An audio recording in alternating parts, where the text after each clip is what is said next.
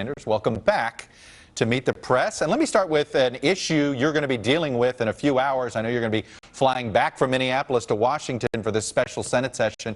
The NSA, the Patriot Act, Section 215.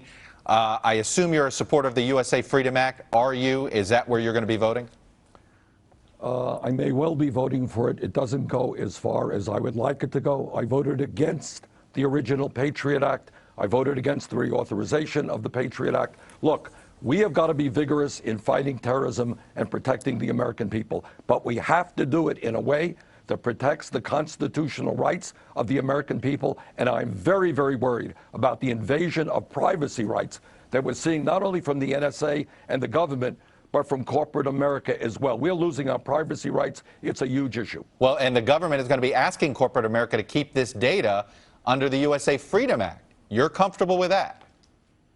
No, I'm not. But we have to look at the best of bad situations. The question is whether the NSA keeps it. The question is whether it is transferred to the phone companies, who, by the way, already keep records for an extended period of time.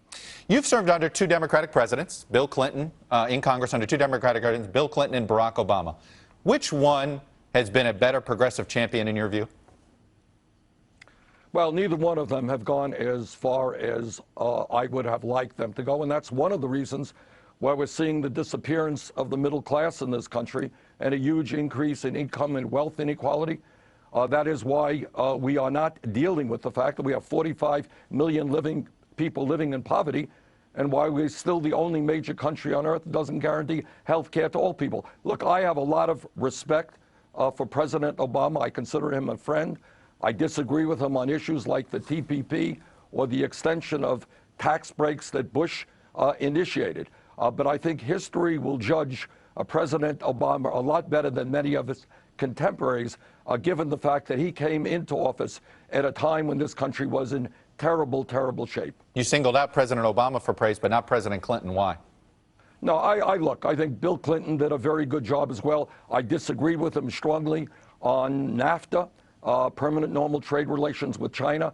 I'm a strong opponent of these disastrous trade agreements, which have cost us millions of decent-paying jobs. I'm helping to lead the opposition against the Trans-Pacific Partnership. Right. I also very strongly disagreed with President Clinton on the deregulation of Wall Street. I oppose that strenuously, and I think the results prove that when you allow the greed and recklessness of Wall Street to go unchecked, you're going to end up where we are today and where we were 8 years ago. You know, it's interesting when you watch your chief primary opponent right now, Secretary Hillary Clinton, on some key issues. She has changed her position to a more progressive view on same-sex marriage, on immigration. This is over the last 10 years, on NAFTA, on trade, on the Iraq War, on Cuba.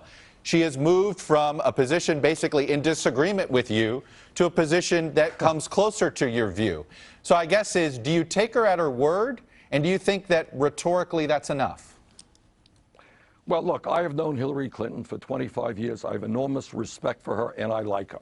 And what I hope, Chuck, is that the media will allow us to have a serious debate in this campaign on the enormous issues facing the American people, which is why for the last 40 years, our middle class has been disappearing, why 99% of all new income generated today is going to the top 1%, and why we have this grotesque level of income and wealth inequality. I know a lot of people criticize me in Vermont. They say, oh, Bernie, you've been saying the same thing for 30 years. Well, it's kind of true. And maybe it's, maybe it's a badge of honor. But I have been there. I think we need a political revolution in this country. I think we need to take on the greed of the billionaire class, a disastrous campaign finance system. Do you trust these changes that Hillary Clinton has made, or do you think she's been doing it just for primary politics? I think that's for the American people to decide. I know where I have been on trade agreements. I know where I've been on Wall Street. I know where I've been on the Keystone Pipeline. And Secretary Clinton will obviously explain her position to the American people.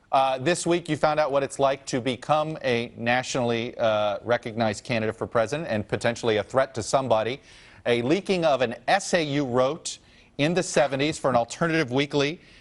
Your campaign described it as satire. I'll be honest with you, Senator Sanders, it's uncomfortable to read. The only excerpt I'm going to put up is, You wrote this in February of '72. It was sort of a fantasy of men and women. You said a woman enjoys intercourse with her man as she fantasizes being raped by 3 men simultaneously. Your campaign described it as satire. Can you explain this essay? Sure. Look, this is a piece of fiction that I wrote in 1972, I think. That was 43 years ago. It was very poorly written. And if you read it, what it was dealing with gender stereotypes, why some men like to oppress women, why other women like to be submissive. You know, something like 50 Shades of Grey. Very poorly written 43 years ago. What I'm focusing on right now are the issues impacting the American people today, and that's what I will continue to focus on and what I think the American people want to hear. And by the way, on broader issues, what I think when we talk about issues, Chuck, we need a lot more debates in this campaign. I hope very much that we can begin within the Democratic candidates debates as early as July and have some Republicans in those debates as well. All right, there you go. Senator Sanders calling for July debates. We will go to Secretary Clinton. We're ready to host them right here on Meet the Press. Senator Sanders, stay safe on the trail. We'll see you back in Washington. We want to find the answers and challenge the impossible. That's why every day we strive to build something better.